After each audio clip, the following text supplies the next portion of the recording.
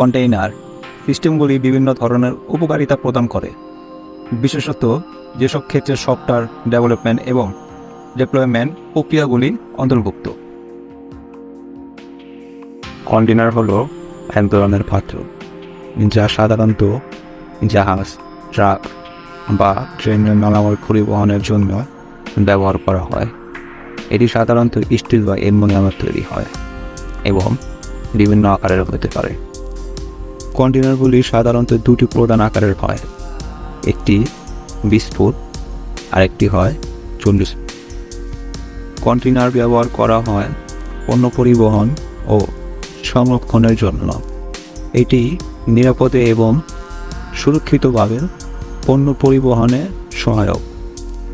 এগুলো সাধারণ মালামাল পরিবহনের জন্য ব্যবহার হয়।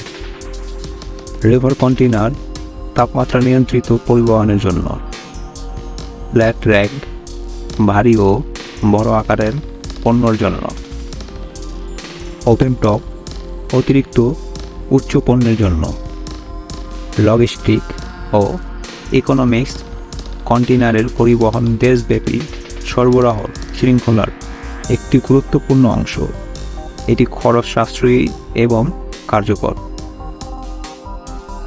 পণ্য পরিবহনের কন্টেইনার ব্যবহার করার প্রক্রিয়াকে কন্টেইনারাইজেশন বলে। এটি আন্তর্জাতিক বাণিজ্য বিপ্লব ঘটিয়েছে।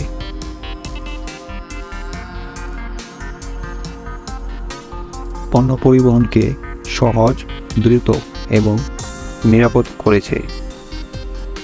কন্টেইনার ব্যবহারের ফলে আন্তর্জাতিক বাণিজ্য ও পরিবহন খাতে একটি নতুন দিগন্ত উন্মোচিত হয়েছে, যা বৈশ্বিক অর্থনীতিতে উল্লেখযোগ্য ভূমিকা পালন করেছে। কন্টেইনারগুলি নির্দিষ্ট কোনো অপারেটিং সিস্টেমে আবদ্ধ থাকে না। এর ফলে ডেভেলপাররা সহজেই কোড লিখতে পারে এবং তা যে কোনো পরিবেশে চালাতে পারে। এতে করে সহজেই স্কেল করা যায়, যা অর্থনৈতিকভাবে এবং প্রযুক্তিগতভাবে কার্যকারী। ডিমান্ড অনুযায়ী কন্টেইনারগুলিকে বাড়ানো বা কমানো যায়।